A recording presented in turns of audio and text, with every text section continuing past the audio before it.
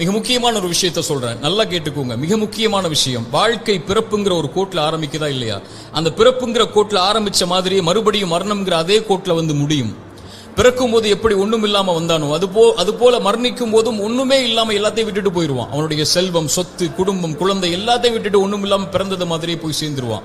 அப்ப எதுக்கு இந்த வாழ்க்கை, எதுக்கு இவ்வளவு பெரிய போராட்டம்னு கேட்கக்கூடியவங்களுக்கு இறை தூதர் இந்த 3 செயல்களை நீங்க உலகத்துல வாழும் போதே விதை போடுங்கன்னு சொன்னாங்க. அது பின்னால நீங்க அறுவடை செய்வீங்க, நீங்க மரணிச்சதற்கு பிறகும் உயிரோட வாழ்வீங்க அதன் காரணமான்னு சொன்னாங்க.